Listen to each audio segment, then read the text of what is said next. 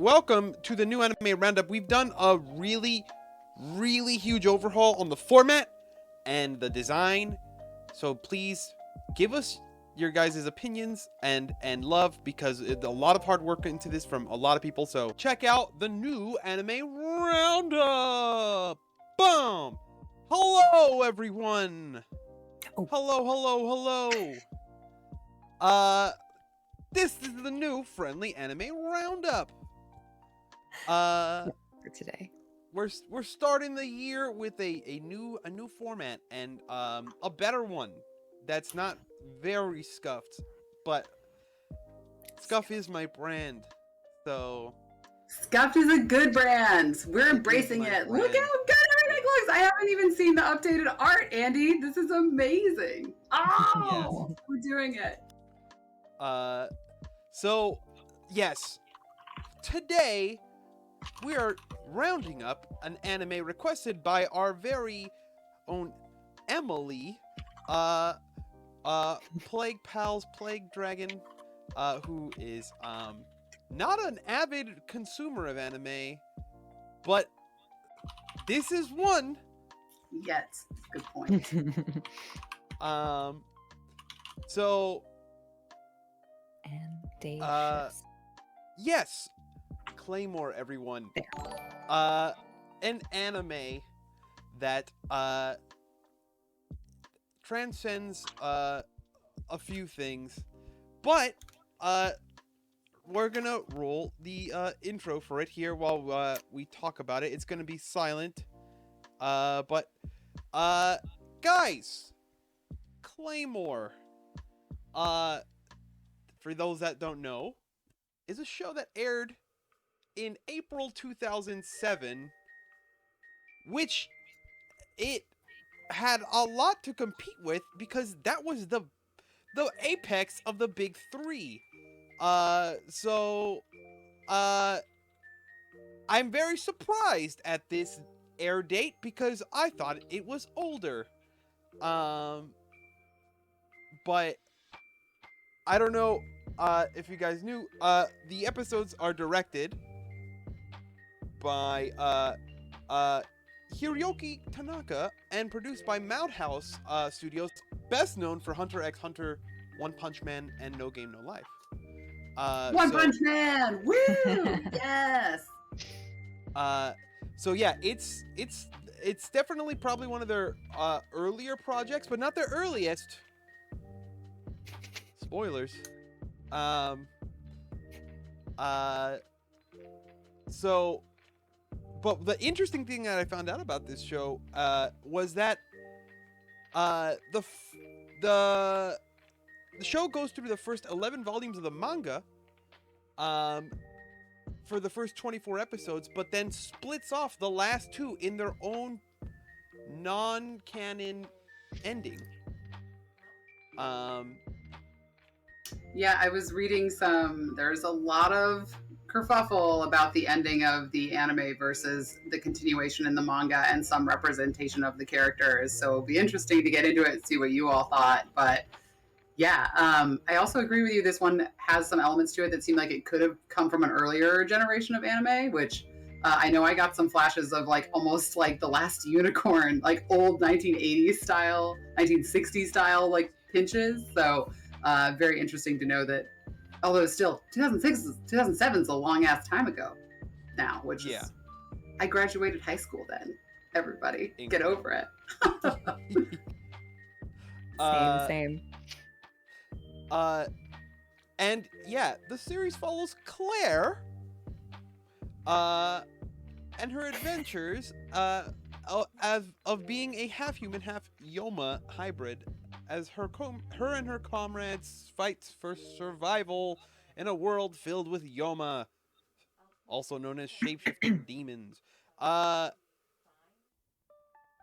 Also, this is new. We're not gonna beat around the bush for spoilers, because we want to make sure we don't miss out on anything that we have to circle back to. So this is your one and only warning. Spoilers. Can you hear me? Yes. Maybe? Okay. I don't think Andy can. Oh, okay. I was trying to ask what the big three were. I would have assumed it was like Dragon Ball Z, Naruto, and something, but I I actually didn't hear don't that know either. what they are.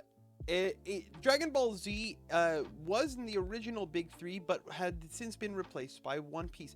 The big three being Bleach and Naruto. Dragon Ball Z in the later half of the 90s, early 2000s, but then One Piece kind of took that spot. Dragon Ball Z ascended, essentially. It was from... It went beyond the big three. Yeah.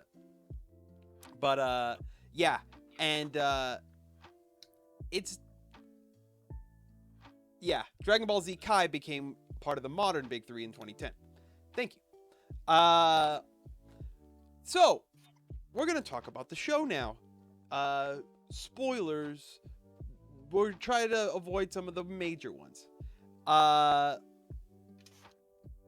But, guys, impressions of Claymore.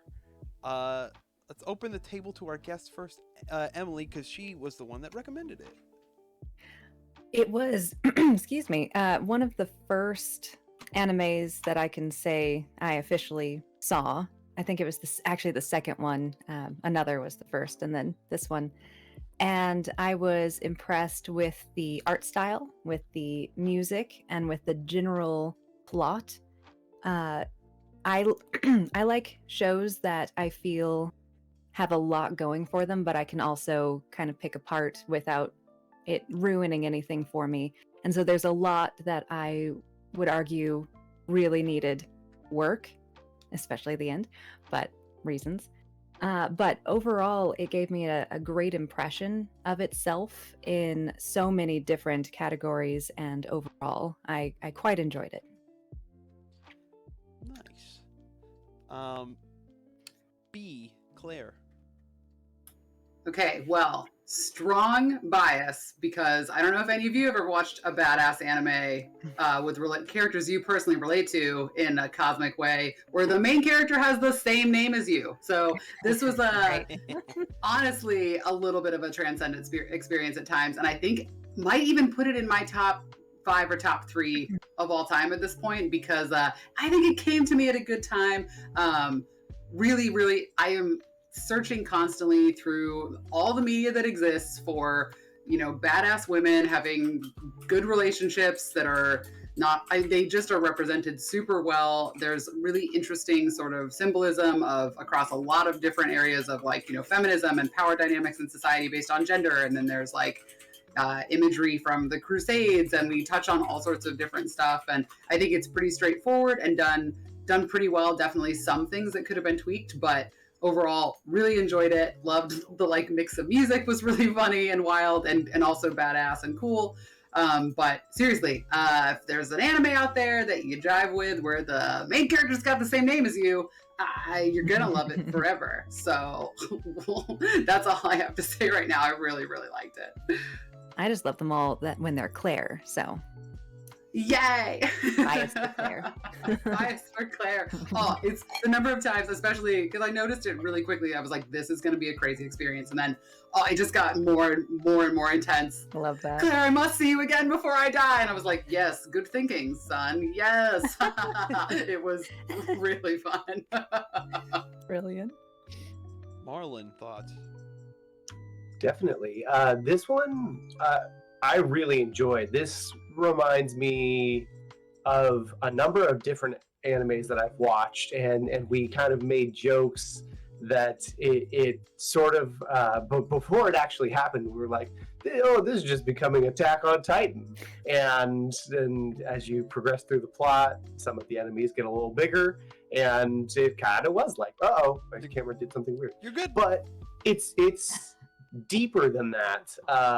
One thing that Claire and I were talking about is that this anime is a piece of media that passes the Bechdel test, which is where it features at least 2 women that have names that they talk to each other, and that when they're talking to each other, it's not about a man.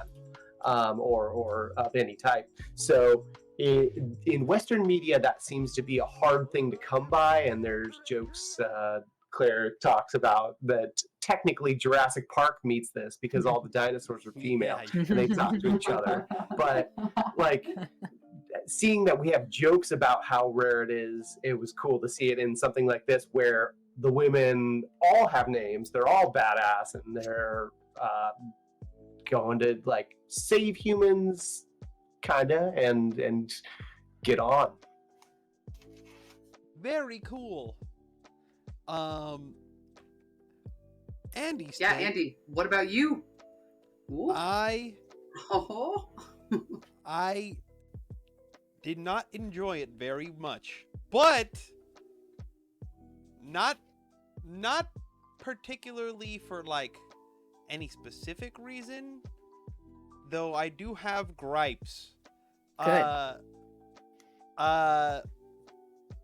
It was interesting for like just like setting perspective. I like the setting, but like there's something about the way the studio did the anime that kind of caught me a little differently. And I specifically because when I talked about watching this with some friends of mine, they had actually read the manga, and they said that the manga was quite good, and they had given me kind of an idea of like what it was like, and there's some kind of they took some strides away from the manga in more than one way, but we'll get into that in a little bit. I was really hoping one of you wouldn't like it because I had a feeling that there'd be a few elements that would separate you far enough away from it to create that. So good. This will be Yay. fun. Yeah. Andy just be like, I can't believe this anime isn't Gurren Lagann. Like, what are we even doing? Oh my god! I thought 2022 we were just gonna watch Gurren Lagann over and over again. Amazing. I'm Look, kidding. I love you, Andy. every anime has its pluses and minuses. Even Cowboy Bebop, I really disliked the ending, and also the love interest was really dumb. But They usually are. Yeah, let's talk about some of these. My credit's about to go down as an interviewer. No, conflict is good. No, it's fine. Conflict is good. This is a roundtable discussion for opinions. So, there's characters in this anime, yeah? First and foremost, the hero of the anime, it's, it's probably the standout star of the whole picture. Severed Limbs. Oh my gosh. The hero of the anime is just masses on masses of mutilation that happens a lot. You guys, yay nay on Severed Limbs? Pro Severed Limbs. I'm a pro Severed Limbs guy myself. Of course. If Star Wars taught me nothing, it's that limbs are definitely optional. Yes. It is always a plus. No, just kidding. The main character of the anime is Claire. Yeah, they really did. They really did have a thing for Severed. My wife's right behind me, and arms, specifically arms. Really liked arms being removed specifically. No, Claire, a character It's just how you disarm the enemy, Andy. It's true. Yeah, they took disarm the enemy very literally. But they also disarmed themselves. It's also true. True, and really almost funny, but crazy too. Yeah. I remember just being like, that's not going to work at all. But also pretty badass, but like, commitment. Yeah. We'll give Yeah, her you're that. Yes. You're going Some all people in give here. rings, some people give arms. It's really a preference thing. So Claire, a Witcher-like half human, half monster hybrid, who's part of an order, very Witcher-like, of half human, half monster hybrids that fight monsters, very Witcher-like, which initially roped me conceptually. I was like, I like Lady Witchers. This is cool. It's opinions of our titular hero, Claire. Anyone? B, of course. I mean, I'm a fan. You probably can't tell, but I have silver contacts in. Like I was yes. getting into this. There's been some talk about going as Claymores to the Renaissance Fair, and should be good. I think Claire was a really interesting introduction to the Claymores as a whole, because she was extremely witchery at the beginning, like very flat affect. I mean, seemed like completely devolved away from any human aspects, and then. As we go through and we get to have this jump back into her backstory and learn more about that she, and we don't know like how the Claymores are created really. It's like, oh, they have demon blood. Like, are they selected from birth? Do they choose to do this? They don't really go into that very much at the beginning. So I thought she was a really good main character. She's extremely powerful, but also there's a lot of, weakness and pain and trauma and all sorts of things. So I liked her a lot. And seriously, I'm gonna be a sucker for this because she had the same name as me. Like, it is such a weird psychological experience. So I thought she was cool. I'm into it. Yes. Now, a warning, I'm always going to sound like I don't like this show generally, but I did like this show. I think that Claire's character was very inconsistent. I think that she does come on very strong. We get a really good sense of who these, you almost made me say Witcher, Claymores are. It gives this this sense of this being a conflict within her, but also shows her path before and the path that she's going down. And then it just kind of goes wherever it wants after that. After the first few episodes, I do know that I think the first 3 were written by one guy, and then the others were written by different people, very common for any series.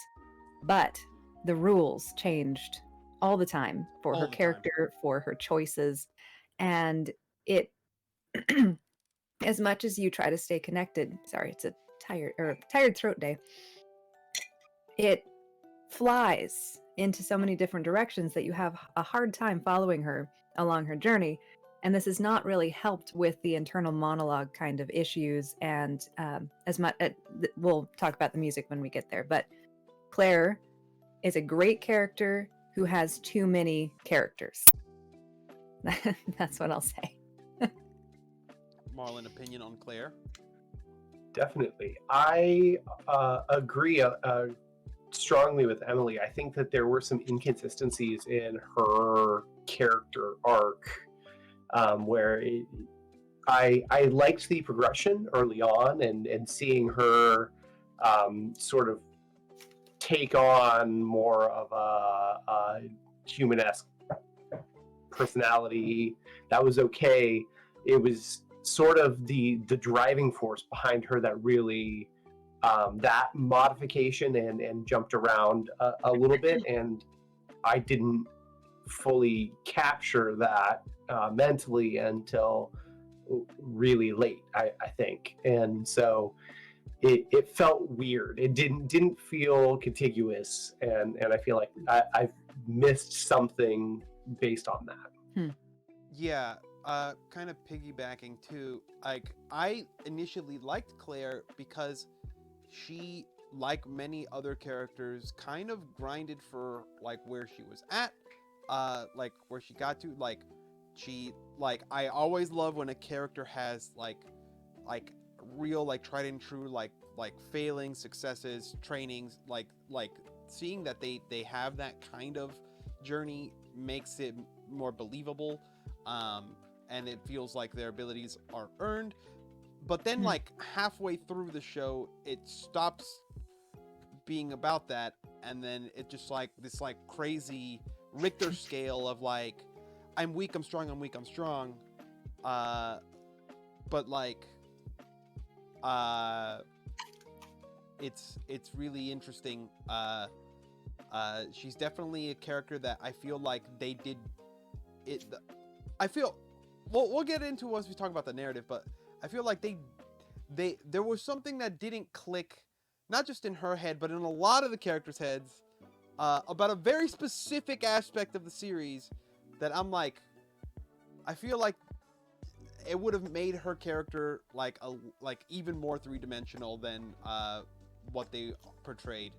Not to say that she was like flat or anything, but like I think like there was something that they seemed like a more purposeful omission. I'll talk about it soon. I'm not going to cover all characters, but we are going to cover the primary characters of the show. And luckily, there's only really like 2.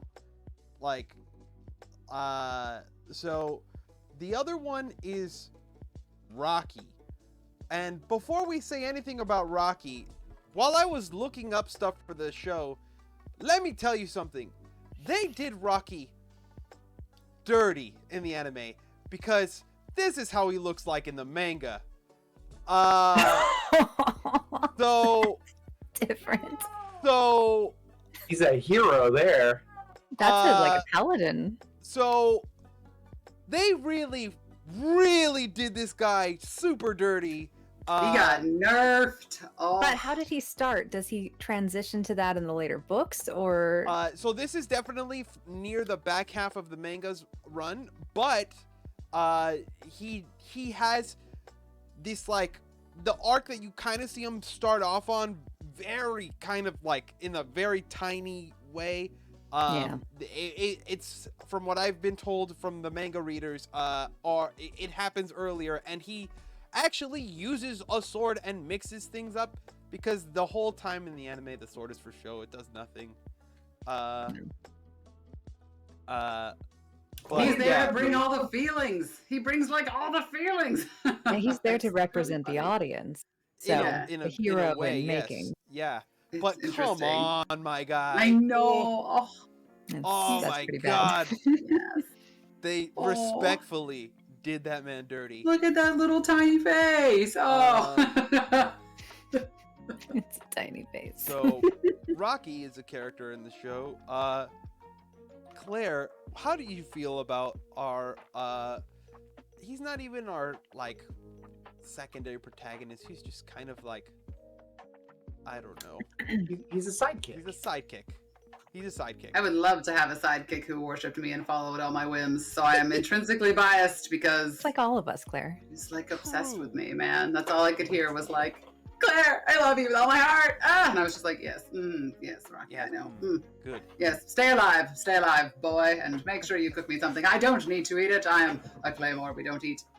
It was great. So, but yes, he's very. I'm sorry that we're just like living out my weird dominatrix fantasies in this anime, but it did happen in a lot of different roles because all the women are super cool and they yelled at me a lot, and it was really fun. Note to self, name a character after Claire. Good. Yes. Oh, it's so weird. Look It's not at that common a name. Claire named He's- characters.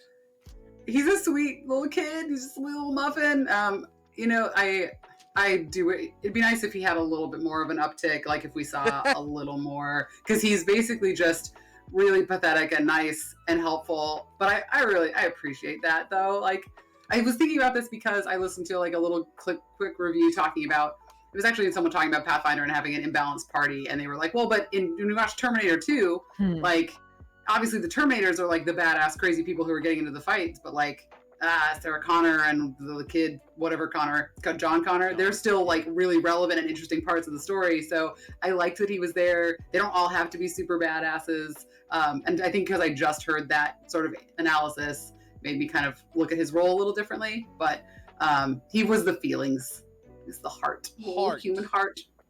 And that's very common when you have a character that represents something either religious, where they have to pull down certain aspects of their humanity, or monstrous, or whatever it is, someone who's trapped within an organization, as the case may be.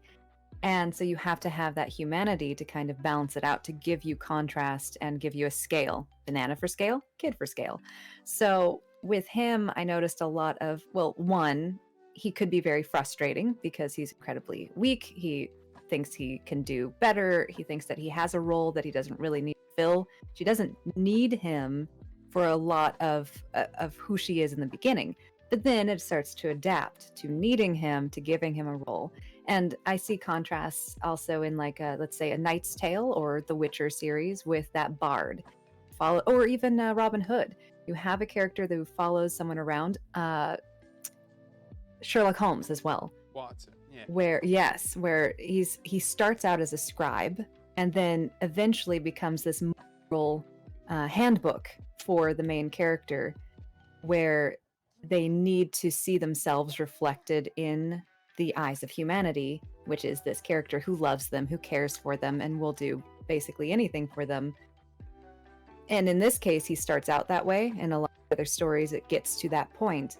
But even when they don't feel like they are truly needed, there's this connection, and that's us in those eyes. So I think that he was necessary, but I don't think that I think they could have worked him in better for his own story rather than having him utilized simply and vice versa, in a sense, because they're adapting to each other constantly. Instead of giving him his own path, he receives a sword, right? So where is that development? Where is that story? Instead, we continue on the path that they were going down anyway, and we don't get to see that development.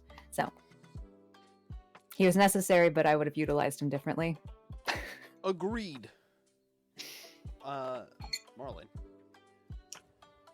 Man, I don't even know with this kid. He's definitely the Shinji of this piece, and instead of telling him to get into the mech, they were just like, "Run away! You're going to be killed." You can't help There her. were so many people who told him that he was about to die if he stayed nearby, but apparently he's indestructible. So Claire should keep him around. He Bless. makes friends with monsters and doesn't die. That's all I know about him. Avoid the damn And robot. he has dead parents. So like Yeah. this is the entirety of this character. No, not really.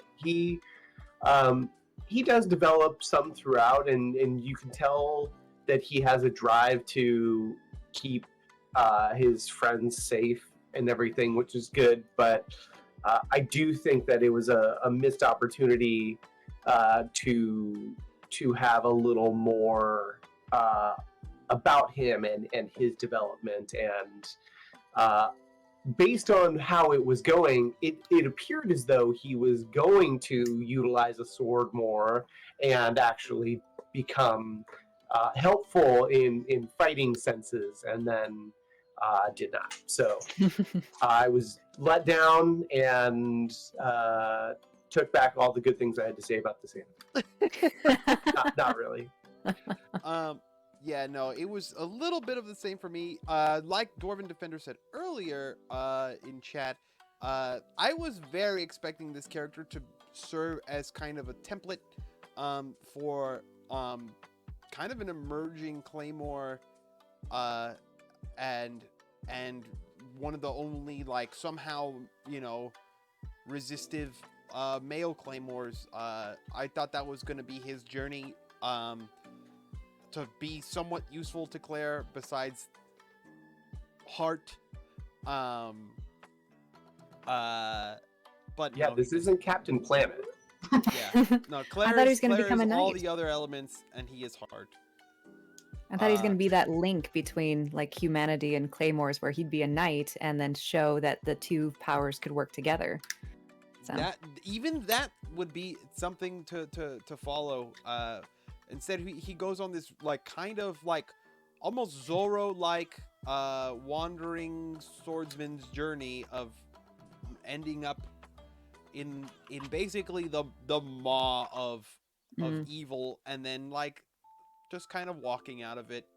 It was very weird, but Well, and he shows back up only a tiny bit evolved. Like, we could have seen the progression to what he's like in the manga, but by that point, all of the Claymores and everything they're fighting are so past what any average person could be doing. So they are really, they had to like put some work in for him earlier to give him some more strength, to make him like the surviving male Claymore who's able to repress.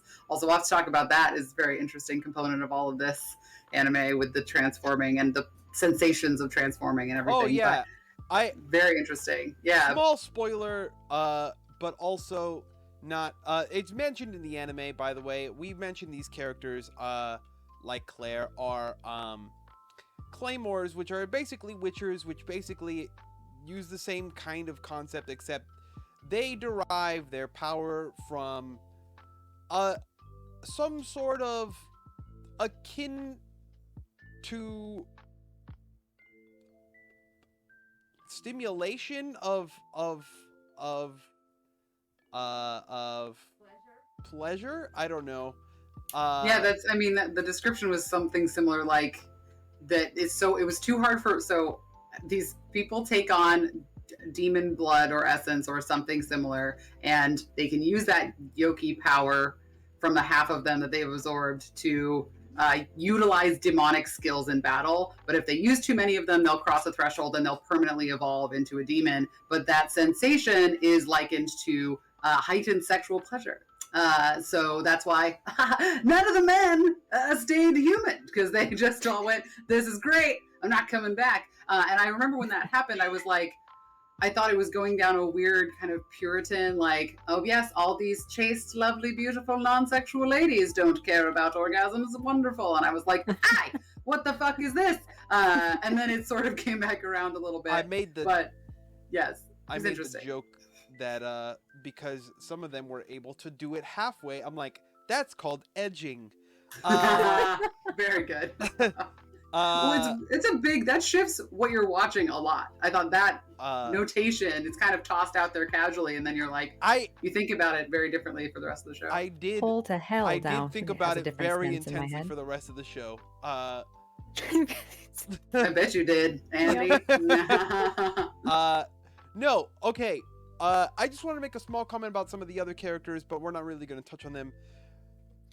And Red also, shirts, first question, why are the other Claymores basically the same as Claire, but it's like if you play a JRPG and you're just cycling through the hair options? Because that's all it is. You're just cycling through the hair options. They get down symbol right here. He wasn't looking there. I'm looking here. You know? But no, I understood that their hair had to be a certain way or color because of the mutation and their eyes. Cattail. But did you find their character design for them sort of like confusing? I had a hard time tracking some of the other characters in the show. Big time. Yeah, it was a little difficult. I've had a harder time in some animes though, where everyone looks so different. So I'll say at least I was engaged enough to be like, all right, which one's the long straight hair? Okay, who's curly hair with bangs? All right. Yes. I at least I cared enough to try to figure it out, but I didn't always know. But a lot of them had names, some difficult to pronounce and remember, but for the most part. And I didn't get a chance to look up any names. I'm guessing we have some significant like ties to female like divinity figures in different religions, because there were a lot of really like classically powerful names, and like Helen and all that. So but yes, Andy, I totally yes, they were all just the blonde crusaders. Yeah, I think that was what was weird to me, is like they were all these light-eyed white blonde people who were not taking over, because they're not trying to kill humans, but they're, they I don't know. Yeah, I think it, with the themes of the anime, is supposed to be like more angelic, which is again kind of stereotypical. The divine is like pale and tall and blonde and everything, but I think that was supposed to be the representation. There's a lot of usage of color to represent kind of satanic, demonic, more, I don't know. But yes, it's not a lot of representation, we'll say, but a bunch of strong women. We'll take our wins when we get them, right? I will say that it seemed like much of what they introduced on each of the characters was in order for us to have a very quick emotional connection so that they could kill them off when they wanted and needed. That's what Chad said. It was, yes, yeah, I agree. Or that's why I called them red shirts. Disarm them disarm them. in so Yes. many ways. It's I okay though, did. because they can put them back. They can put them back. They can put them back if they're Unless a defender. that Yeah. was weird. Yes. Unless it gets chopped into pieces, then you can't. Yeah. Then the pieces are too Chopped into small. pieces. That is my last arm. Sorry. Unless you're this girl, because then you don't need to. You can just get a new one. There you go. Grow it. But Someone has to. Yes.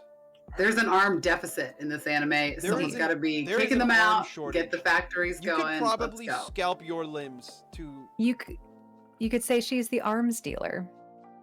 Hey. Yeah. So that was quite interesting to me. Anyway, aside from that, the show, I'm going to talk a little bit about the writing for a sec, because there was a qualm I had. I'm just going to kind of jump into this. Why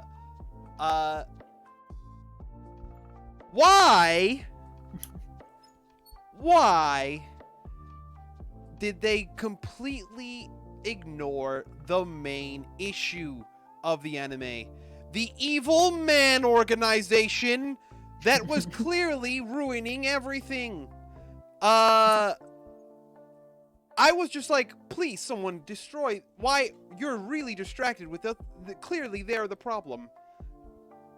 We don't even really get to see the organization at all. Like, we see that one guy, and I know Marlon and I talked a little bit about this afternoon, that like there's a lot of symbolism to like society, and I think that's one reason I liked that there were so many female characters, because they also get combative and intense and competitive with each other, and so it was like watching horizontal hostility be played out, that they're fighting. And so I think for me it's like that's why they weren't going after the organization, because the patriarchy says fight amongst yourselves, look at this problem, this is the problem, don't look at me, don't worry about it, you have a job to do, get out there. And so maybe reading too much into it, but that's sort of what I got, because I agree with you. Take down the organization, get those men out of power. Now, I Completely think agree. that you've really hit the nail on the head, because from what my reading of it was, it's the organization that prevented them from being able to empower themselves in order to compete against their largest enemy, because the organization seemed to be created, I wrote down some notes so I wouldn't forget, around the idea to control them, to keep them suspicious of each other, and to tell them that, one, if you're ever reduced to something less than human, the amount of human that you are, end yourself, but while not allowing them to be human to begin with. So their soul is just an idea to them. And then we start to see that there is a breakdown in that organization, which has allowed them to pursue themselves as individuals.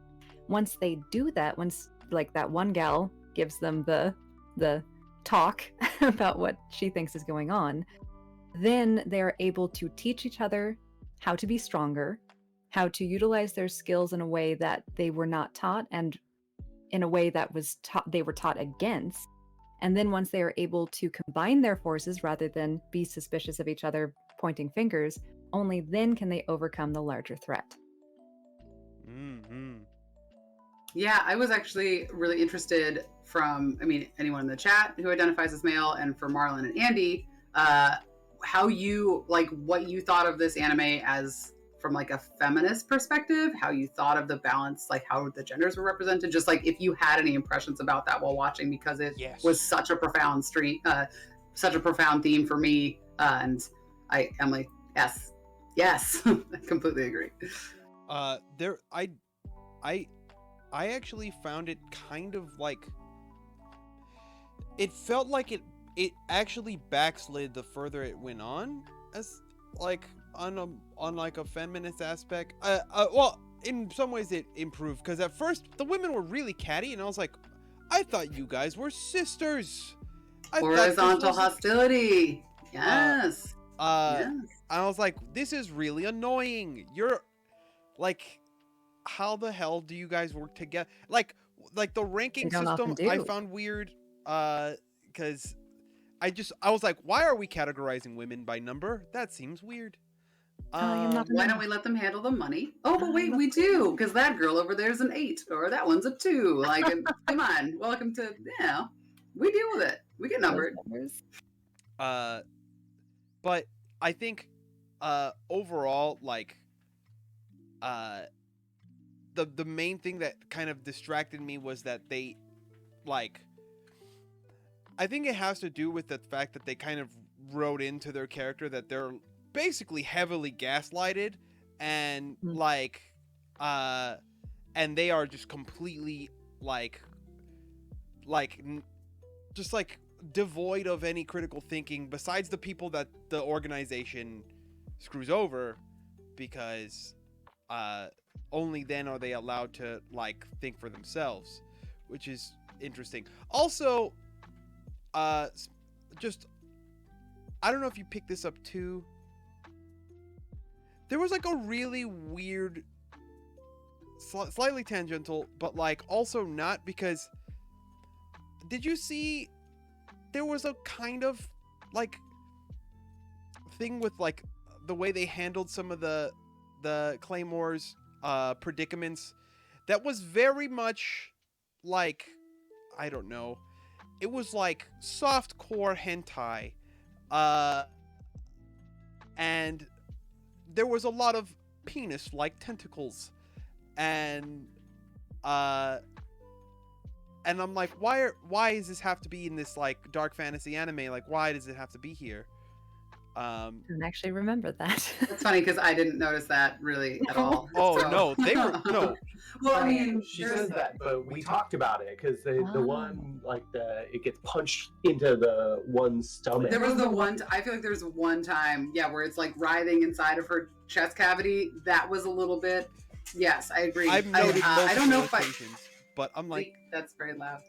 Sorry. I feel like they were really like weirdly like sexualizing like parts of the women, when I was really on the train of like when they revealed the plot point of like them having weird disfigured bodies. I was like, I want to see the weird disfigured body, please. Enough penis tentacles. Where are the disfigured bodies?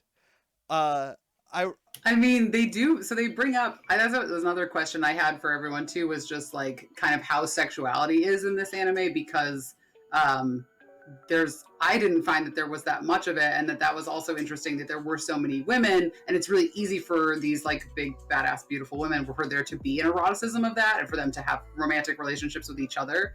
But so I wonder, but then they talk about the like orgasmic feelings of turning into a Yoma, and then that's like the way of like the pleasure pain index of talking. That's the like sexual representation in this, which is not necessarily great, but yeah, I don't know. I think it plays a really interesting role in this show. It's interesting because I didn't actually view it as male versus female kind of thing. It was more like organizations against organizations that were utilizing the troops that they had, much like Hitman, right? Like in an organization that utilized people, had them under their control up until whatever plot point they want. But with the Yoma side effects, I felt it was very inconsistent, and I'm sure the manga at least was consistent, but the physical side effects seem to be incredibly gruesome. And of course, some of that can be pulled in with the drugs and such to make them more human, which is interesting that they would even allow them to do that, because there's, that makes them less of a tool. But I thought it was odd that in the beginning it was like, I would never touch her, she's disgusting, to then adding in those aspects of, haha, she's available, let's grab her kind of thing. That seemed really inconsistent on how humans viewed them when it came to that aspect. So I was confused at that switch. Yeah, I think that's a good point as well. Yeah. And that does really vanish throughout the show because they stop having really interaction with humans. They start to just interact with each other and with the monsters they're fighting. So, yeah, it's interesting. Yeah. Well, and the most prominent male character in this is Rocky. Mm-hmm. and we've already shown you what he looks like in the anime, and so I don't think that it necessarily represents men the same way, except the ones who are Yoma and who are being killed, and they're just portrayed as demons and murderers. But then on top of that, and sort of to Emily's point, it's more about organizations. And if you look, there are very strong people in multiple roles and everything, and but it seems to be that men are still at the top of any of these pyramids of power, and that is interesting to me because the the old number 2, I'm blanking on her name, Elena. Elena, is very, very strong, but she is still sort of being being kept in check by another Spoiler warning. guy or couple guys and everything. So I don't know. It's that felt a little bit weird to me as well. I That do she think had like ascended from the ranks and was on her own, but was still like being managed by a man. I think that the infighting was definitely on purpose. I think that the organization ensures that they're always ready to stab each other in the back to prevent them from looking higher, much like any other kind of organization that tries to keep control in that way. I think it was very psychological in ensuring that they didn't have friendships, and even the closer you get your best friend, that just means you're going to be the one who kills them. Like that's what close friendship means for these people. So I do think it had its purpose, even if it was kind of annoyingly represented sometimes. But we see a lot of classic techniques used across, to control people in general, not just men or women. But we have, we don't know everyone's backstory, but we know a couple, and they're, orphaned, alone, watched horrible murders, like lost their family to Yoma. They're all in these kind of maligned, like they're not in positions of power, and they're looking for an opportunity to either get revenge or to get status or to have a purpose. So they're already susceptible to influence. They're not allowed to handle the money. And yeah, they're often restricted from communicating with each other. There's limitations on kind of who can read, what from someone else's like radiant energy, and like watching other people pull the strings. And then like we talked about the hierarchy. If you put a hierarchy in place and tell people that that's all that matters, that their number is the most important thing and it's a reflection of their value, then of course they're going to compete to try to get higher up, and they're going to turn on each other. I feel like this anime is, I don't mean to talk so much about like feminism and gender roles, but this is an anime for that, like I feel like people who identify as women and have lived as women in the world watch and go, yeah, this is what we experience. I felt it really reflected a lot of reality, and that the only human men, a lot of them are predatory. That can be the perspective a lot of women have. It's like when you share your story about what it's like to walk home from the bars at night with your male friends, it's like, I think I don't mean to give this anime more weight than it deserves, but I think it did a really good job of like, this is a parody of a reality that a lot of people face. And women aren't necessarily always encouraged to have really powerful relationships with each other. So to see it represented, to see deep caring and love across women, I mean, that's just not, it's pretty rare. So I got to give it props for that. And sacrifice everything for them. Yeah. By fighting against the organization, you're fighting against the only people who gave you a home, a purpose, and the idea that they're protecting you against a world that despises you, which Rocky represents that isn't true and gives Claire that doorway. Yes. I have a topic/question. Yes. That I mentioned it to Claire earlier, but I'm sort of curious. I'm not positive if Andy, you said that you had heard a little bit more about the manga, and because I know that there is continuation, and I would have assumed that based on how this ended, that there was planned continuation for the anime as well, even if it was a slightly different ending and everything. But basically, this is going to be a little heavy spoiler where Claire can't turn back, and in the final throes, based on the dialogue and everything, appears as though she transfers the Yoma inside of her into her friend who dies. Does that mean that Claire is no longer a Claymore? She doesn't have a Yoma side?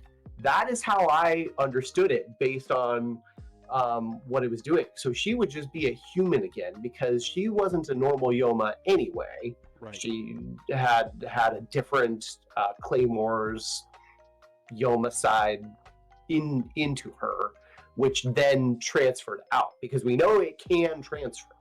So did you see it that way, or did you see it as the negative energy was drained out and that she was still Claire as we knew her, say, at the beginning of the story?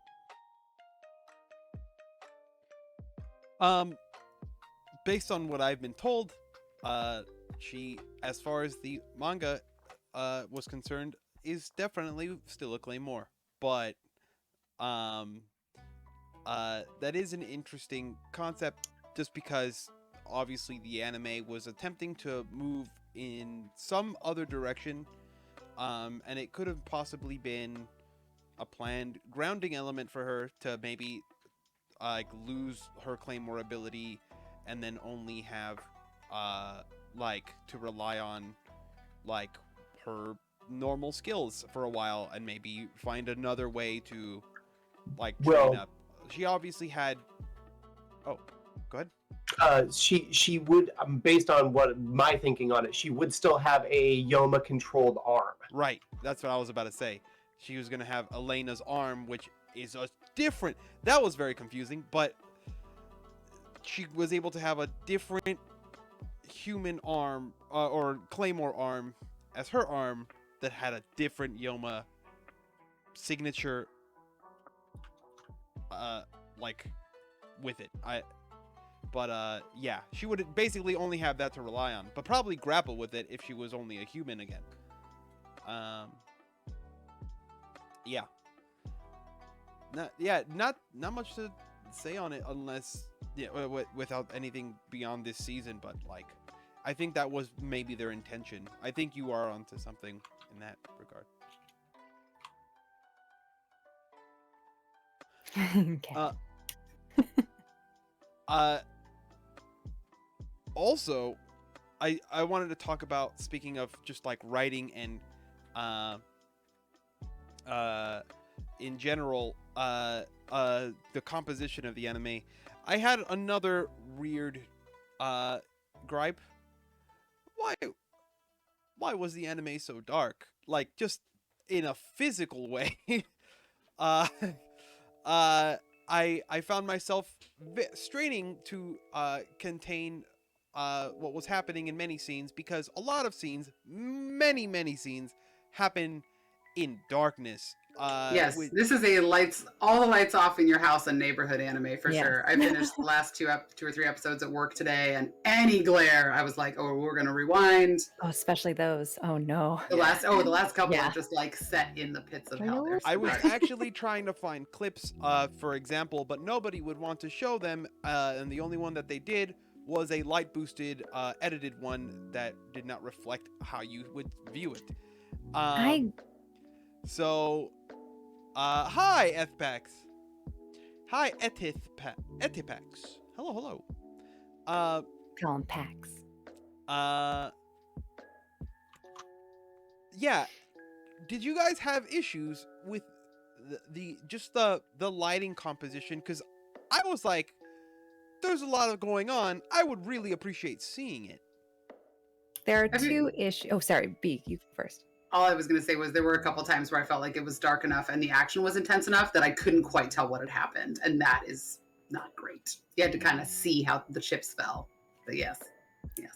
One reason I'm hugely supportive of more violent cartoons is because you can really utilize this medium to to present amazing fight scenes where you don't have to cut away because someone made the wrong move, or you didn't have enough time to learn the choreography.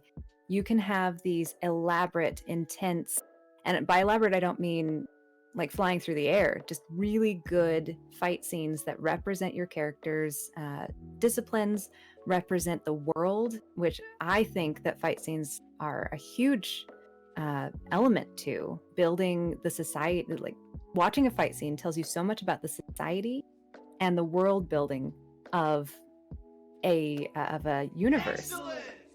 And so it really frustrates me when the concept of, oh, it's darkness fighting darkness, gets in the way of representing the skills that these people have learned all of their lives. There is no point. The concepts are in the music, which I know we'll talk about later, but it's about showing now why these people are feared, not freaking blanking out the screen and doing fishy flashy things with a whoosh a wash. No, show me the freaking swords. I want to see the fight.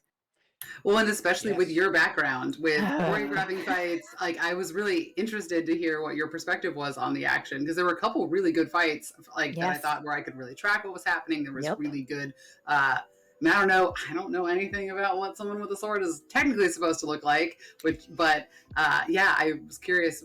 Did you think that some of the fight scenes were done well, or is it a lot of it was too inked out? I do, and a big thing is that they should never really choreograph a fight scene for people like me, because it would be subtle, it would be too quick, and it would not be enjoyable, and someone would die very quickly.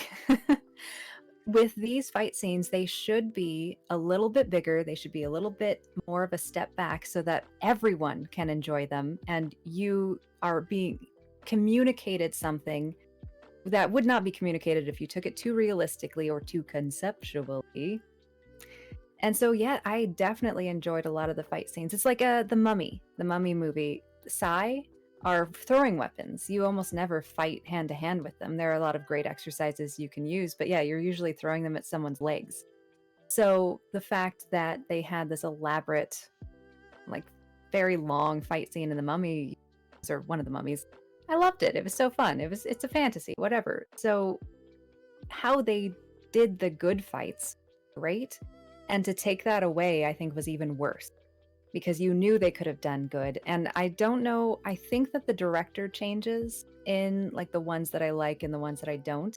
I'm not positive about that, but I think that was a huge thing too. Was there a time constraint? That can often happen where they just blank out half of it. Storyboards sometimes don't get done, and so they just put in filler. So there are a lot of outside influences that probably went into reducing that, and it's usually forgiven by saying concept. That'll do it. Yeah, it's actually, that's my rant. No, that's actually a good point. Because I'm a big stickler for like animation stuff, and I had mentioned this on different animes in the past, but this is definitely one where I sensed early the budget was not large. You can tell, especially in some of these scenes where there's not a lot moving. They just have sparky flashes or literal battle lines from like the 80s and 90s. And while that's normally fine, like I found it like kind of lazy when like in the same era, especially when we're talking like across anime throughout 2007. I actually pulled up a fight scene from like Naruto in the Big Three that aired on the same time, and it was like a night and day comparison. Which that's not really on the part of Studio Madhouse. I think that was more a direction standpoint, because a lot of the manga displays basically just blurs and flashes because of just the way the characters are. But it doesn't translate well in anime. Like, it was excusable in like earlier anime, where like the art form was still pretty new, like everyone's animation styles were still pretty rudimentary, so those things were very excusable. But in this, I was like, I can only tell like the essence of the fights, but most of the times you're just kind of like left to interpret exactly what's going on because they're just lines. And yes, Emily makes a good point that like 3 women were putting in a lot of range in the voice acting for everybody. Was it really only 3? I don't know. That's just an educated guess. I would believe it. They still did fine, but a lot of I'm a different character now, Teresa. Do you think they put on a different wig each time too? Yes. You gotta do the method acting for your voice Indeed. acting for your anime. It's true. Real quick, also, can we talk about So much cat hair. You know. Sorry. It's everywhere. Yeah. It's everywhere. That's actually what my shirt is made of, is this white It's cat hair. Eh, I knitted it. I made it with Amazing. my cat. So Claire is an interesting character to me because like I mentioned, she started off in a very, very highfalutin way, and she seemed great. But where I kind of fell off was that while most animes have kind of a hero's arc or tale, or some sort of like trajectory or direction, Claire does not. Claire has a revenge plot that doesn't have aim or goal, just a concept, and then kind of just stumbles towards the next thing every time. Did you guys like particularly pick up on that, or was it something that seems more a little bit deeper than that analysis? I agree. And specifically, there was a point maybe halfway in, maybe just after that point, where she is learning about the king to the north and decides that's who she's going to kill. That is her goal now.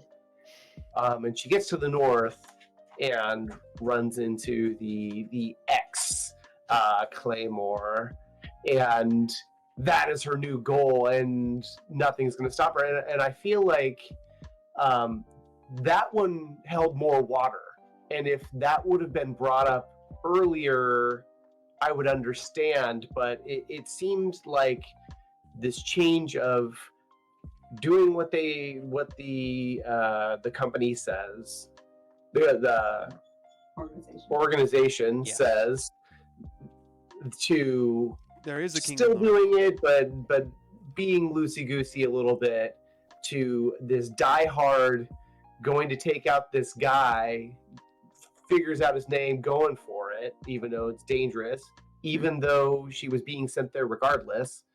And then it was actually somebody else that she was looking to take out. It felt messy to me. And that was rightly so. A lot of techniques when it comes to fulfilling the writer's group writer's room desire is to reduce the size of a world. So it made everything feel very small when no matter which way Claire turns, she's going to bump into exactly what she needs rather than having that space. We saw that in The Witcher season 2. I'm not going to say anything, of course. I actually loved it. But we do see that reduction of the world, and of course Game of Thrones. Remember how, again, no spoilers, but the world felt very large, right? And then in those final seasons, they reduced the size of the world in order to hit all of the places they wanted to hit. So that is a disconnect when she just turns one direction and hits what she needs. But I think for me, though, the actual issue was, I feel like that final point was a much more understandable goal for her. Oh, yeah. And I didn't feel like it had come up at all, even though it was apparently in the back of her mind the entire time. Mm-hmm. And if we don't know the protagonist's actual desires and what they're actually going for, the connection I had didn't feel as strong at the end because there was this underlying revenge plot that wasn't what I expected this to be. I'm a huge advocate for writing ahead and not just adding Yes. afterthoughts into incredibly important character developments. Well, and Leave to us me, hints. it made it feel like the revenge plot was kind of an accident. That she obviously wanted to take revenge against Priscilla, right? But that I was just, and we don't know really a lot in between when there's a big time jump between Teresa's death and when she's introduced. So I'm just like, is it like a month later? Like what happened? So I mean, that was sort of where my brain kind of went scrambling to, like, was she not ready to execute this plan, but it was her plan, and then now we're just getting forced into it. And it's like every single door leads to the same exit. And I think that did a disservice to the whole experience. It's still like there's enough good things happening with this anime that it gets a lot of merit, but I do think the writing, it shouldn't have been that complicated, and these things should have been clear. And I think and we just also, I think, are left dissatisfied that nobody ever really knows the truth. It's like, that's kind of what you hope for that protagonist, is that they see, it's like, even if no one else believes them, or the couple that do who band together, it's like, no, this is and again, going back to kind of the infighting, and that they're not really solving the real problem, which in theory, I guess, does happen in the manga, or would have happened in the second season. But we don't ever get to actually have that cathartic, like, that's the bad guy, or whoever, that's who we're going for. Focus your force and energy on that. There's all this just like, I'm not good enough. Is this person human? Like, then, but I also kind of liked that everyone kind of comes with their broken selves, even if they're already ascended. And like, that was an interesting thing too. But I agree with you that that could have been better. Her goals could have been clearer. Yeah, it could have been both. Exactly what you're saying. All the things that you like could have really worked, because the Claire that we're introduced to, right? She's very focused. She's in a fight. She has one goal, and she is able to adapt to distractions like Rocky or the Knights or anything that she needs in order to finish her goal. And so we're introduced to a character with a fighting style that's focused, with a personality that's focused, who adapts to things but is always goal-oriented, who then suddenly just is distracted left and right, goes here, goes there in a fight. Now all of a sudden she's there. All of a sudden she's there. No focus, and not goal-oriented in the ways that she was when she was first introduced. So I completely agree. Which is sad. Andy, did my points meet up with what you were trying to say, or was there more to what you were saying? I think you kind of touched on it a bit too. Yeah, there was for me, it felt like there was no through line in the anime for the protagonist, and it just like, it was like one thing, and then she just kind of like walked into the next thing, and it wasn't, and then the way the revenge plot was set up was also just kind of weird, because they smash cut to a 2-episode backstory, just hard cut 2-episode backstory, and then that just kind of sits back there for a while, and there's like little sprinkled references, and then all the way, you get the idea, like, oh, okay, so like the Priscilla person is gonna be the big bad at the end. It was 2 episodes of just clear, full backstory. Odd choice. But you're thinking it's going to be the big bad, and like there's going to be like this underlying revenge thing, but that doesn't even happen. That's just there in the background until she's like, oh, it's clearly in sight now. Now I will decide to do it. Which was very interesting, that they made that decision. Yeah.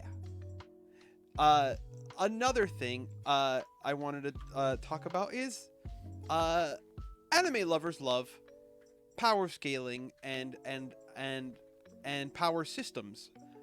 In this anime, their power system is basically the Yoma power, and the Yoma power is essentially just, you know, the same as similar to Witcher's, but plus special supernatural abilities. They have increased strength and speed and tenacity, durability, but some of them get cool skills and powers and weird stretchy arms. But I loved the initial introduction of this because I'm like, that's cool. It's like they have their own their perks or their little quirks that they all have. But then it really just throws everything through a loop when they introduce the whole concept of the half awakened ability. For precursor for everyone, awakening is what happens when a Claymore uses up their Yoma power, and they can no longer hold back the inner demon, and they become an awakened being, which is essentially just a crazy monster, like an insane monster. Half awakening is when you're at the apex of that transformation and then go, you know what? I can hold my orgasm today, thank you. And then that comes with a little bit of a boon in the form of additional Yoma quirks. Where I get a little thrown off, and if you guys might have insights, is there seems to be no defined line of like, how hard can they half awaken to not awaken, but still half awaken more than once? So half and half does not equal a full, but it's not awakening yet. Or they are awakened. Possibly. Did you guys find the power system confusing near the end, or was it just kind of possibly something they cast aside to then just serve the plot as needed? I have questions, so if you don't mind, I'll jump in here. So, because I don't know anime power system, I purposely didn't rewatch the series. I'm kind of getting reliving it through listening to you guys and letting see what come out. But I was a little overwhelmed by how they could just adapt to whatever situation they needed while not all of a sudden not going past that point. I assumed from a viewer standpoint that they were going to just have to adapt their human side around the situations. I didn't realize they were going to just keep gaining power from their demon side without going over. But I do remember, it's not canon anymore. We won't talk about that today. But the Old Republic graphic novels of Star Wars, I remember when I think it was the era right before that when they were kind of rediscovering the Force. Imagine being a Jedi or a Force user, I should say, not a Jedi, who has only been told that all you can do is light your lightsaber and that's it. If you go further, you'll become evil and die. And then realizing, oh, I can throw it and bring it back. And so they're discovering all of the powers and that you can utilize this huge force for so many different fancy things. I can forgive it from that viewpoint because these never use their powers beyond what I almost said the church, what the organization has required of them or allowed them to do, with fear of not just going too far and losing your soul, but death by other members. So I'm wondering to you guys, I pose the question, does that balance for you? Or is this an anime typical? I'm curious. I'll jump in on that. So usually the power scaling is due to maybe not always training, but learning a new technique or gaining some ancient power from a relic or an enemy or something. And in this case, I don't think it's too far to go because you start the series seeing what you think are these crazy demon beings, and you find out that that's actually like the weakest thing above a human throughout. But Mm. what bothers me, and I think what Andy's pointing at, is that Claire gets to the point where she nearly goes to awakening very early on. Yeah, And true. my issue with that is that she then pushes that limit so many different times, and a number of the other Claymores do as well. But seeing the actual amount of power she was able to harness and put out before hitting that awakening point was, I don't want to say not believable, but it, like, we saw in one of the earlier episodes that they were supposed to be going to take on an awakened being, and that awakened being was not nearly as strong as what Mm.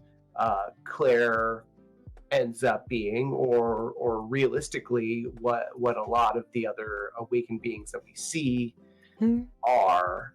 And so the struggle and the story is putting in convenient power thresholds to tell the story, I think.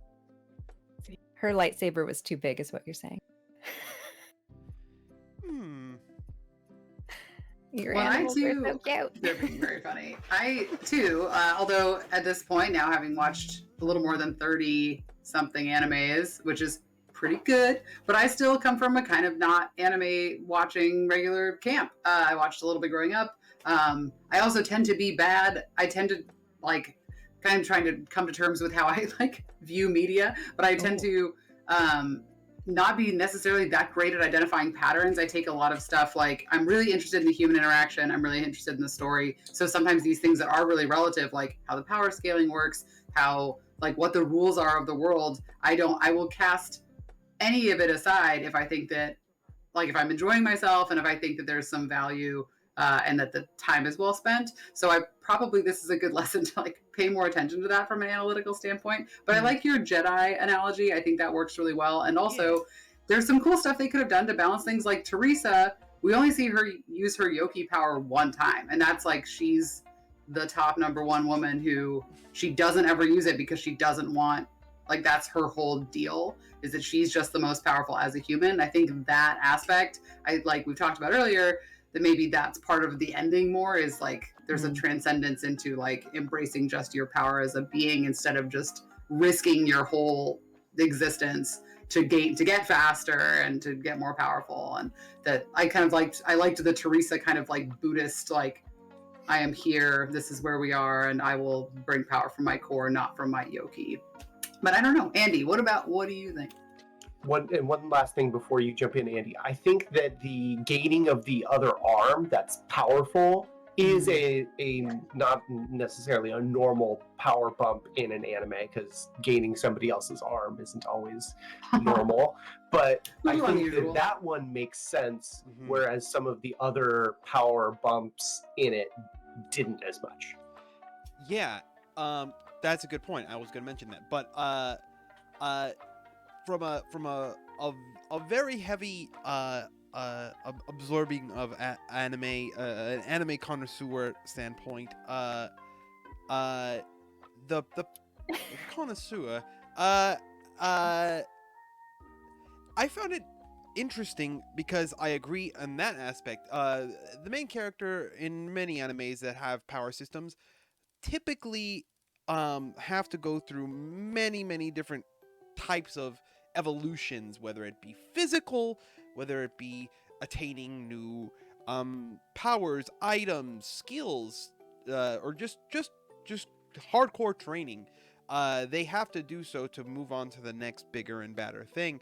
But and while some of the things made sense, like how Claire initially trained to like master new techniques and then attained a new arm that had the ability to kind of not master, but I guess give her the full capability of the technique she was already learning, was very on par for what you would see. And then things start to get kind of weird, where the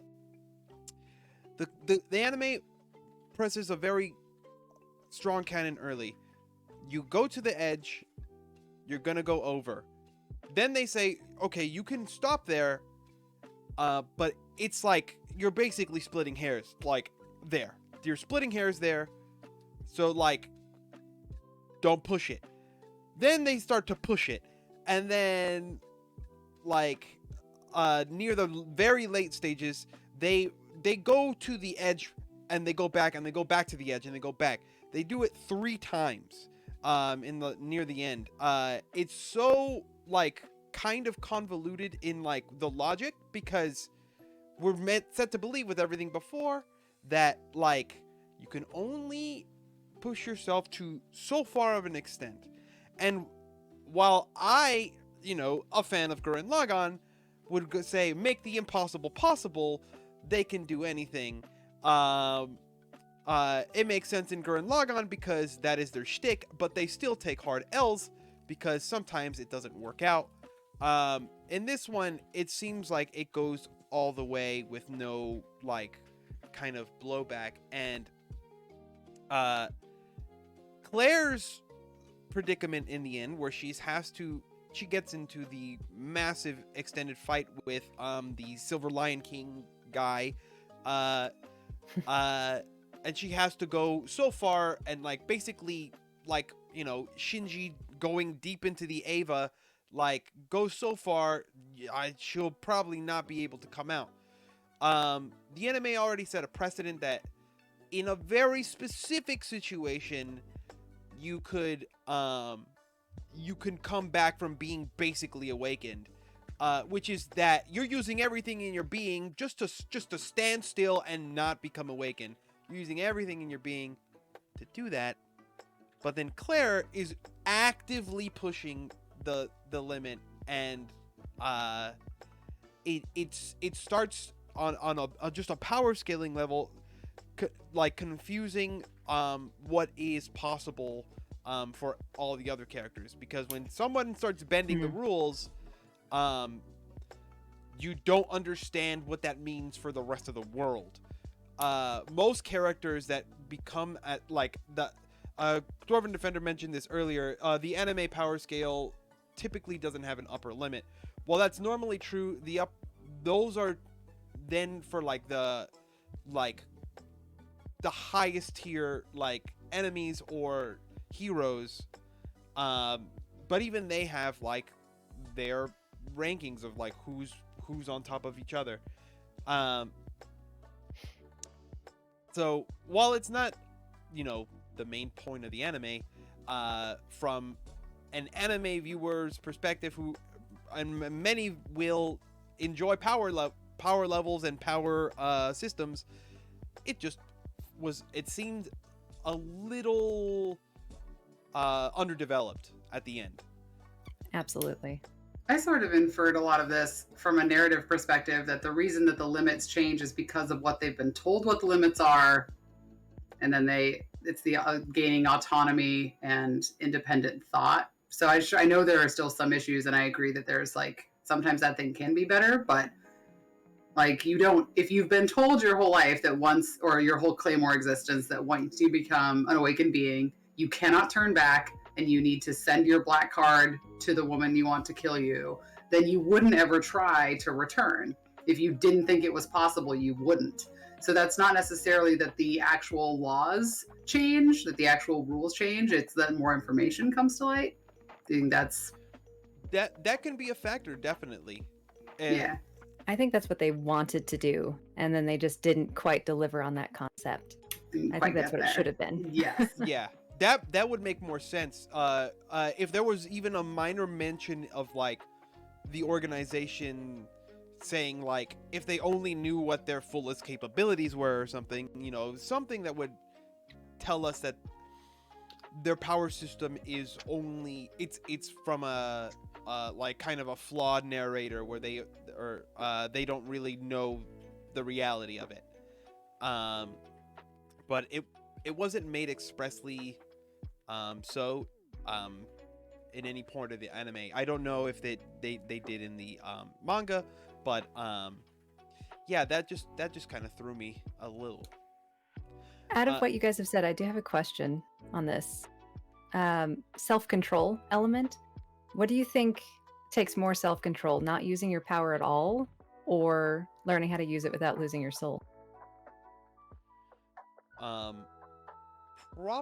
the latter, IMO.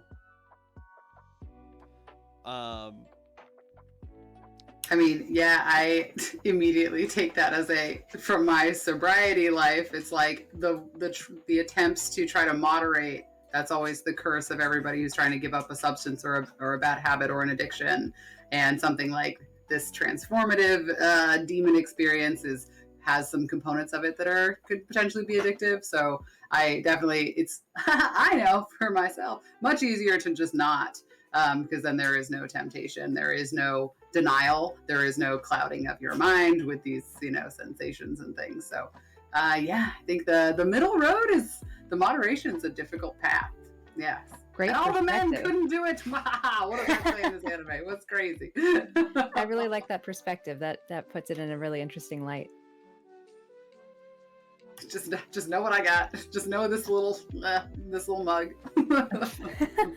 What about you guys? I mean, yes. Yes. Good. Yeah, I would agree. I think that it would be easy, at least personally, if I was in that situation, it'd be easier to not utilize the power at all than to try to figure out where the limit is. I think it'd be harder to not do it at all, personally, because like once you start seeing everyone like, oh, I like your legs, I like your arm, it'd be really hard to not try and think, hey, maybe I'm strong enough too. That'd be tough. That's a very good point in this context. I think it'd be easier to not use it and then be like, I'm going to go into hiding and not be a Claymore. That would have to be the situation. Yeah. Actually being in battle. Also because you'd be forced into situations where it might mean life or death. Yeah. So. Well, but I feel like they are still faster, stronger, more dexterous than a normal person. So like you would still basically be a super person regardless of if you're using your Yoki power, which is awesome. By the way, Interesting. did the English dub say Yoki? Because, like, it was I Yoma keep in saying that? Japanese, so I was like... Yoma is the Yoma. demons. And But they said Yoki, Yoma like their Yoma power Interesting. also. Yeah, they said Yoki power in dub. that's interesting. Yeah. I wrote down Yoma, but Yoki sounded very familiar, so. Yeah. From a perspective of just like how a lot of like powered characters, I said the latter just because I know many of them, especially warriors, need to know what their upper limits are because they have to really know where they can go if it comes to it. And I think it would be hard to really like get all the way to your upper limits and then like know not to use it all the time. When you know the top is death, yeah. Yeah. Sure. So Well, there's I a lot wanna of give characters you- much like this actually. Like one of the more I don't know why I keep referring to Naruto. I guess it's just in the same thing, but the character Might Guy mastered a technique that its final ability is death, and Oh. Wow. Fun. and he never went that far, but he knew how, and in like the later series Boruto he did, and he was against an impossible foe and then had to use it. But it was something where, like, yeah, I think characters that know that they have those possibilities, restraining that for something until you need it is probably the most important skill to have. Interesting. I wanted to do a quick time check because I know that Emily also wanted to talk about the score, and I think that we should do that before we give our final thoughts. Should I? Go ahead, Em. So you obviously have some sort of preference to the score. Please elaborate. I thought it was really interesting. I would love to know your guys' thoughts and how it wound up either working or not working for you. But I really like creative moments where they utilize different instruments or different sounds to kind of portray that chaotic internal monologue or moments of disturbing nature, where it really complements the scenes and the sort of psychology that they're wanting us to get pulled into. And overall, I think it had way too many peaceful songs in really odd moments where it's like dying and things. Okay, it's interesting. Very peaceful scene of murder. But I do think that it had some really nice heroic tracks, not always appropriately placed, and some really nice like demonic or chaotic tracks. I think that the music should have been utilized more than the monologue. I think that it really was all they really needed. That and maybe showing us the fight scenes, the actual physicality of thinking those things. But that was my. I wanted to see how you guys reacted to it. Yeah, the first time I heard that like Disney movie trill that then was a little more intense, I was like, what? This is not a victorious moment of love and realization. Like, what? So I did think there was some timing that was a little bit strange. I liked the first few episodes that whatever that really, there's a really unique, intense sound they were using that was very horror. And I thought was very, developed good ambiance and like was kind of grating, damn it, Cameron, kind of grating in, a good way that was like made you feel uncomfortable and like there was tension. And so I think sometimes they did extremely well. And then yes, inversely had some complete different tone changes that I thought were very odd and really did detract. It's like I almost didn't listen to anybody because I was like, why? What is this? Why this music? Whoa, why are we here? Okay, great. But yeah, I think there were some choices that were made that were a little unique because they could have used those same sounds in more appropriate situations. Yeah, it was striking. I agree, and it's funny, Claire, that you say it that way because to me that means that they didn't do their job. If it has distracted you from the plot for video game and visual media, you want it to complement or be in the background and not hide, but you don't want it to distract from what's actually happening. That being said, I thought that the actual music in it was pretty good. It really reminded me of some of the darker Studio Ghibli film scores. Like it had the thing where they have that same sort of melody played in different ways. And with different tempos and sometimes somber or sometimes upbeat. And I always like when that works. Most of the time, I feel like it did. But I agree, it did. It was just that one where I was like, Disney movie time. Oh no. Like it was, I think I actually overall agree with you. Yeah. I agree with Marl too. Because what a lot of anime do, especially with their sound design, is they kind of make the sounds consistent throughout the anime, so that like when there's a scary scene, it's like the same sound every time, so that it becomes like relevant to the viewer to like pick up like, oh, this is a spooky thing because the spooky sound is playing, or similarly where there's action scenes. They do this a lot in anime, and while they kept it a little bit more varied here,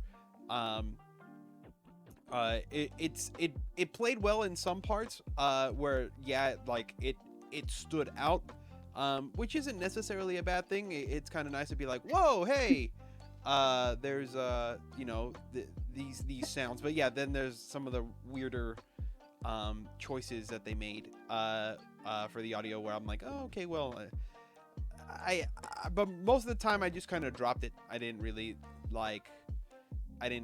want to pay it mind because I was mostly struggling with trying to see it. I was trying to see a lot of it. So I like the intro music. The opening credits were solid. yeah. That was good. They didn't shift to dumber music halfway through like a lot of our beloved animes who have just bangers. Attack on Titan. What are you doing? Go back to the first music. So I liked the metal. It was good. The moody metal. The London Down Under, whatever that one was, the fairy or Dragons London Underground something. All right. Oh, I don't know this one. Andy? No, you guys, we watched it last year. Burn the Witch? Burn the Witch. Thank you. Yes. I'm sorry, I forgot the name had nothing to do with the anime. But yeah, the music was a bit throwing. Also, Dune, no spoilers, there were moments in its soundtrack that actually made me jump because it was so pulling from what I was watching. So, but it was fine the rest of the time. So I can definitely relate to your guys' opinions on this. Like, it was fine, but still. I still love the weird stuff. Real quick, before we announce our next anime, I wanted to hit one more thing, which was the ending. So this anime takes place in a very dark world and everything is very much like grounded for the most part. The ending where they go to the north, and they're gonna do basically a straight up like battle of Winterfell, just like all the warriors versus the Night King, and like you're like, okay, that's what's happening, and it starts off that way, and it's going all about well, and then the whole revenge plot thing starts to kind of turn where Priscilla, which is the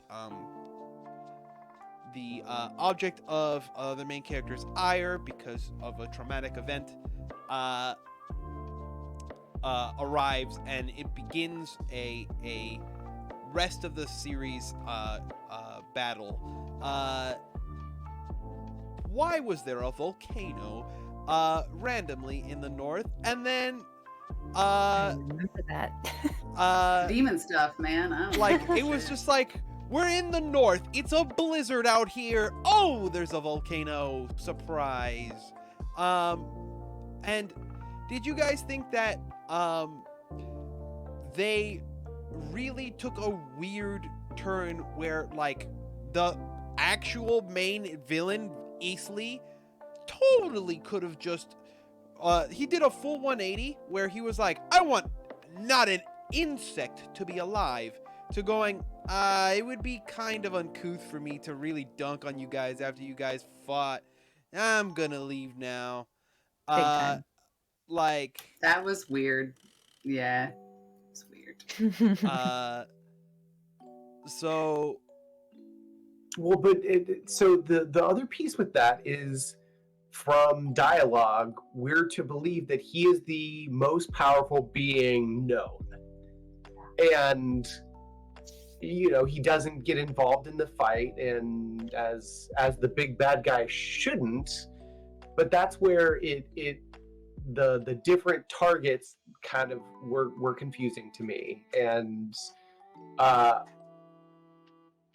mean, it definitely left not on a cliffhanger, but with a direction, as if it was going to continue, and it really, I thought that up to that point I was still on board, and then it sort of turned my opinion of it a little bit, just because you don't end a season just like that, especially if you're not already scheduled for more.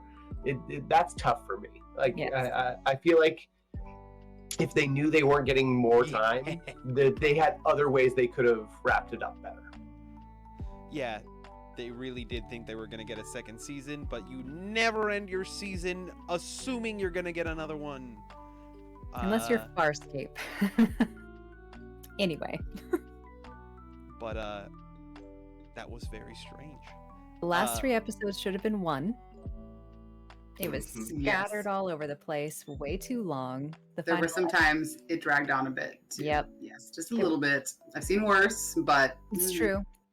I don't know exactly what happened in the writer's room those weeks, but I'm assuming it was a bit of carelessness when it came to gathering together everything that they wanted to do and maybe missing a few points.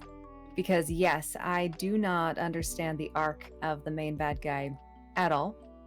His power essence, as you guys were talking about for them, did not make sense.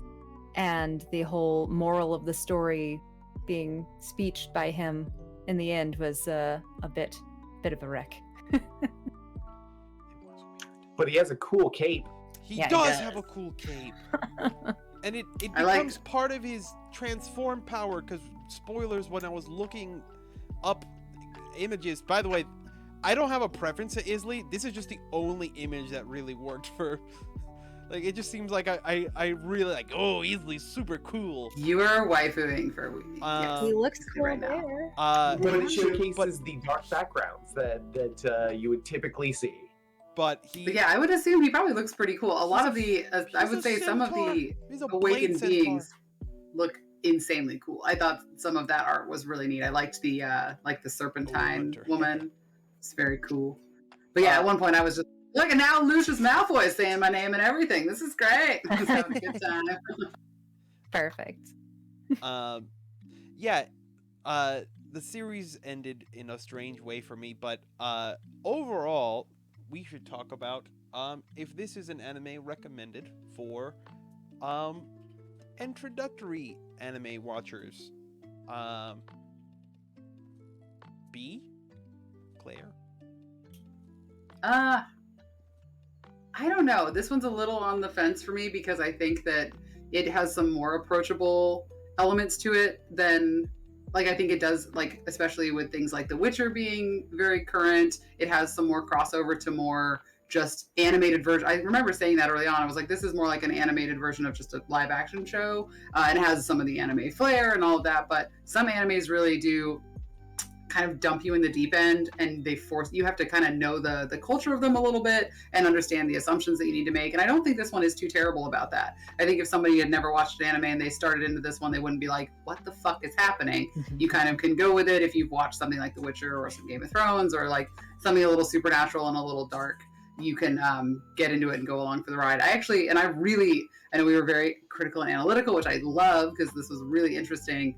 I still really liked this anime overall and would watch it again, and was really sad that there isn't a second season, and am looking at getting the manga because, and for a lot of it was just kind of some really gratifying things like having so many powerful women. I think as a, like, from a feminism perspective, for a woman's experience perspective, I would recommend this one to a lot of people because I think it did a good job of that kind of allegory of just being alive and being a woman. So I would say a yes to the right, just for on a genre basis, not on a anime versus not anime. It would just be if someone tells me they only like to watch The Bachelor, I'm not going to recommend it. If someone tells me they like The Witcher, I would add this one in.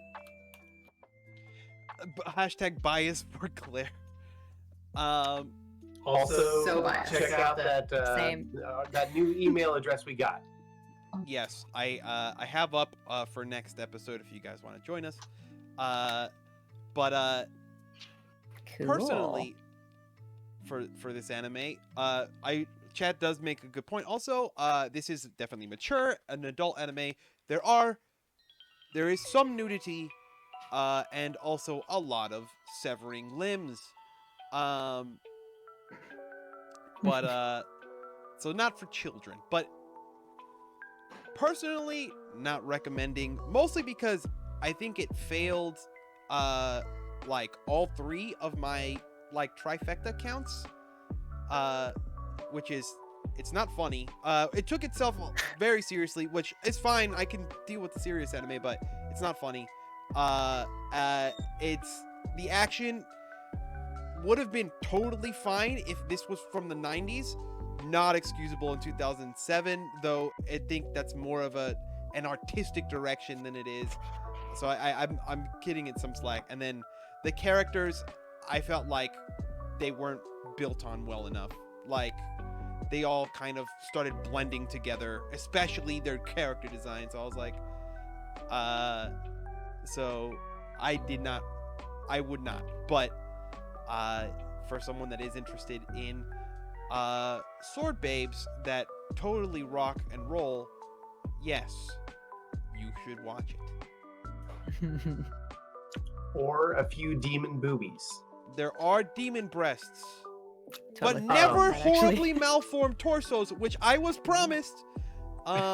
Because That's they the really odd sold thing. it to me. They were like, "We're Yes. super ugly here," and I was like, "I'm here for it. Let's see the ugly stuff." Yep. Yeah. That's the first thing I think of every time I think of this anime is why did they change that? I don't understand. So I am actually with Claire on this. I probably came across as pretty critical, and I pointed out inconsistencies or flaws or whatever you want to call them. But overall, I still enjoyed watching it. Especially early on, I was excited to keep watching to see the story and like seeing this Witcher-esque society. But as it went on, I was still excited to watch it, but more to see how they were going to wrap it up. And really, the ending was a letdown for me. So I would be a little bit picky on who I would recommend it to. But if somebody said that they wanted to watch it, I would recommend it, and probably note that the ending isn't the ending that you may want to see, and maybe to check out the manga. Yeah. Because That's what I would. I think that the premise, like you said, Andy, the premise and like where it's taking place is a solid starting point, and it just didn't always fulfill there. For me, I was recommended Cowboy Bebop as a opening anime. So would I say that Claymore is equivalent to also a good opening anime? Then yes, in that regard. But yet I think that Claymore would have been an amazing first season if they'd slowed down and really explored everyone's position and the power base so that they could have that build, so they could see everything open up naturally. And as we saw in the few episodes, there was so much promise. I do recommend it because swords. I don't really care who's holding them, but swords. The armor is ridiculous, but very pretty. And it's very questionable in some scenes. It's like, why are there lines there? Where are there lines so there? many thinking that somebody was naked on it. And like, why are they wearing their like lapel armor Are and they naked? silver? I don't understand. So weird. But I really loved those glimpses of the world building that we didn't really get to go into, like the knights in that one where there's this conflict, but people changing their minds, the biases shifting, the women inside the group discovering themselves as individuals and as friends. And I think that there was so much there in narrative, even if you have to kind of edit it down in your head, which I often have. But other than the ending, I think that it gave us something all the way through that would be well presented to someone that you would trust to watch it like that. So I think overall, although it maybe half and half, right? A little Yoma, a little human, but at the end, worth taking some time for. And recommending to watch it in the dark. Yes, very dark. Yeah. Also, to anyone I know named Claire, really good time. Would recommend. Yes. Although you're the only Claire that really counts. Queen of the Claires, yes. Turn us on each other, yes. Well, I just want you to create the a monster Claire that takes over the world. Yes, I will. Uh, For you. so actually, in researching this, some of the details for the anime, I found it very interesting that Studio Madhouse made this anime, and also one of my favorite animes. So I was like, easy transition. Studio Madhouse's Trigun is on the docket, and Dragon! the $6 billion man is definitely gonna grace my eyes once more, because I don't actually have a poster of him just out of frame. And That looks cool. it's, if you like swords, this is just that, but guns. I even like There is a guns, man so this that has a looks swell. giant cross gun. It's very cool. So I liked that, Andy. If you like swords, this is for you, Mm. except it's guns. it's on the planet Gunsmoke, so that should just put you on, the train we're about to get on. I am very excited for this one. This is going to be good. This has been on my list for a long time. It's a classic. It's like been recommended so many scenarios. So, but yes, I love swords that are guns and guns that are swords. Like, let's go. Yes. But not like in Final Fantasy VIII, the gun swords. That's a different thing. What, Yes, I totally know that reference. Oh my god. Yes. what magnum is your sword? What about the movie? Whoa. We'll probably not cover the movie because this is a 26 episode series. However, we could probably do a Discord watch along of the movie after we cover this show, because the movie is actually recently made. It came out in like 2016, and it's very nice to see a updated color scheme and animation style for this 1998 anime. So if you want to visit the old school, it's definitely a required reading on my end, but it's a good time. And looks like it's available on Hulu, Funimation. This one's a pretty big one. It's probably also maybe like HBO, maybe Netflix, but definitely Hulu and Funimation. It is also on And Netflix. Crunchyroll. It is also on Netflix too. And if it's not Great. in your country, use a VPN because it is on Netflix. Anyway, that does it for our first real anime roundup of 2022. Fullmetal Alchemist was kind of a grandfather. But yes, I'm very excited. Thank you guys so much for coming. Emily, I'm so pleased. I'm gonna look down at you. I'm so pleased that you joined us. It was my pleasure. Yes, and thank you so much for recommending this one. This was, I'm really excited I'm hoping we'll get to do this more often, where if someone recommends one that they're really passionate about, they'll get to be on the show with us, because it was really cool. It was really fun. I don't know many people watched it, and it was great to see you guys able to approach it from the same way that I would, where you just find what you like and you can tear it apart with love. I love that. Tear it apart with You love. do. Tear it That's what apart we with do. love.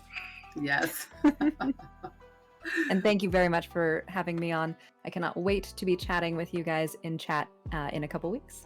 Yeah. All right, everybody, that'll do it for us today. Goodbye and be safe and Bye, excellent. everyone. We'll see you Bye, guys. everybody. Thank you for being here. Mwah. Soon. Bye.